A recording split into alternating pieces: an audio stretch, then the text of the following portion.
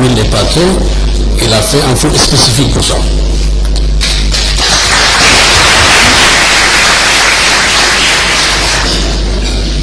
Nous avons également donc essayé dès le départ, l'an 2000, parce que l'école, une fois que l'enfant arrive à l'école appartenait à l'État. Nous avons mis en place des comités de gestion avec les parents d'élèves. 10 ans après, nous avons toujours des difficultés pour faire comprendre aux gens que l'école, c'est la maison en extension. Mais quand même, nous avons mis des mécanismes que nous soutenons et que nous allons essayer d'impliquer ces parents d'élèves, ce comité de parents, pour la gestion financière de l'école. Et dans certains, nous avons constaté, là où il y a les parents s'impliquent, le résultat scolaire est meilleur. Le meilleur est, vous allez être étonné dans quelques localités très éloignées, et qui sont très mal situées. Les résultats de l'examen, on les trouve quand les parents sont dans l'école, qui travaillent avec les enseignants, on les trouve un bon résultat scolaire.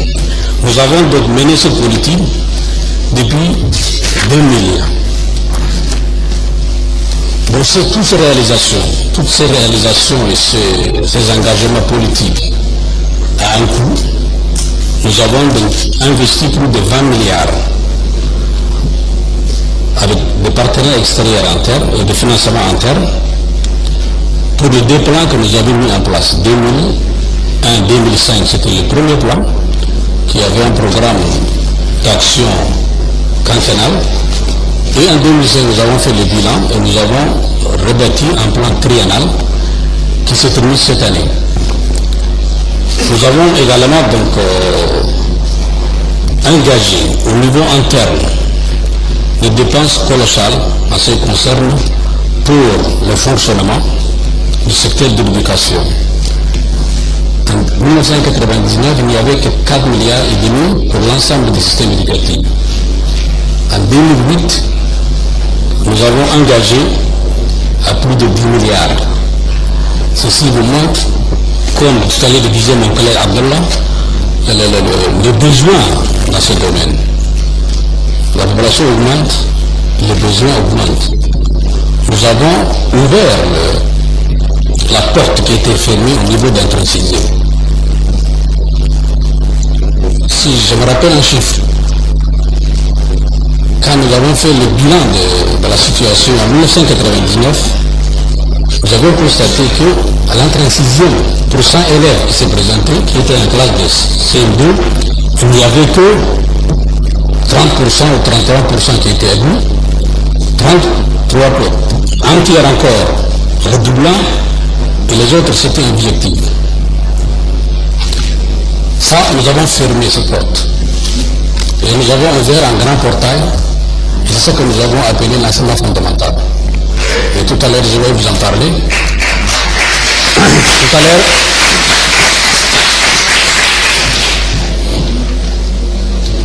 je vais vous en parler, ce flux, ce grand portail que nous avons ouvert, de ce flux que nous appelons les enfants de la réforme. Qu'est-ce qui doit nous amener en 2014?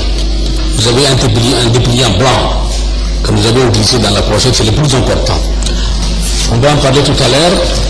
Qu'est-ce qui va amener? Vous allez voir, et ça c'est la cohorte des enfants de la réforme du président Guellou que nous avons lancé en l'an 2000.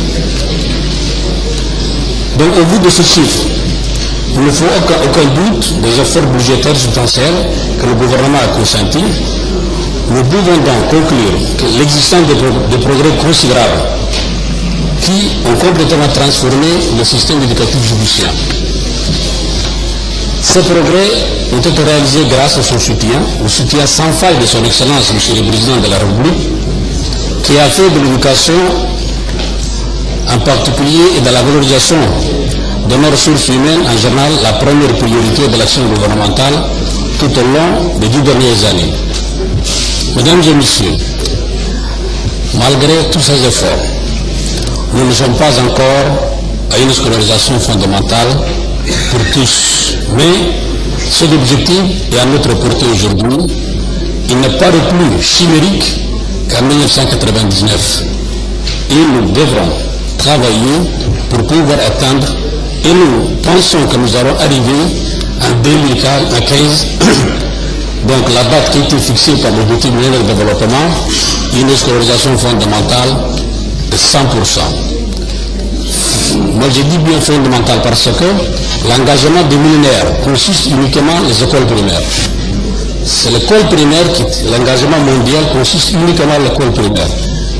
Mais le président nous avait demandé en 1999, avant l'an 2000, quand le monde a tenu la réunion à Dakar, nous avons pris notre engagement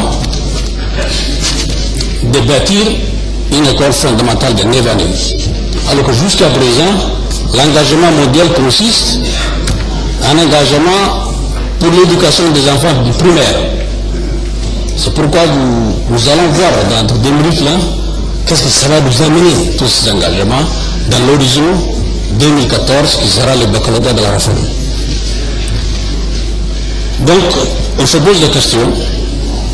On se pose des questions parce qu'il y a des interrogations. Une des premières interrogations que nous nous posons consiste, si nous poursuivons cette dynamique, ça va nous conduire à une augmentation très considérable des effectifs. Dans la partie haute du système, au rythme actuel de progression des effectifs dans l'enseignement secondaire. Si vous regardez cette feuille, il y a 3 parties. Si vous regardez, c'est intéressant parce que les enfants de la réforme que nous avons démarré à cette année-là vont arriver en classe de seconde en 2011. Et si vous regardez 2011, l'effectif de classe de seconde, aujourd'hui, la partie au milieu, c'est une seule ligne, hein? Il ne faut pas regarder les autres chiffres. En gros, aujourd'hui, Monsieur le Président, nous avons 8900 élèves en secondaire. En 2014, l'année de baccalauréat de la réforme, nous allons avoir 21 000. C'est-à-dire, on va tripler la capacité d'accueil de secondaire, pas de primaire, pas de collège, de secondaire. La situation actuelle, nous avons 8 lycées aujourd'hui, nous avons le multiplié par 3 d'ici 5 ans. Si vous montez à l'eau, vous regardez la capacité d'accueil de l'université. Aujourd'hui, nous avons 2700. Il faudra compter 9000 étudiants déjà en 2014. Alors que l'investissement qu'on va faire donc, à Belbala, nous avons établi déjà il y a 5 ans uniquement 10 000 en 2016. Donc de 2002 ou 12, il faudra y penser l'extension de futures universités. Ça c'est le premier défi, la première interrogation.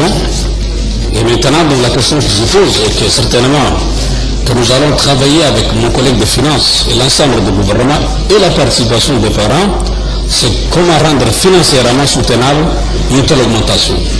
Ça, ce sont les interrogations réelles.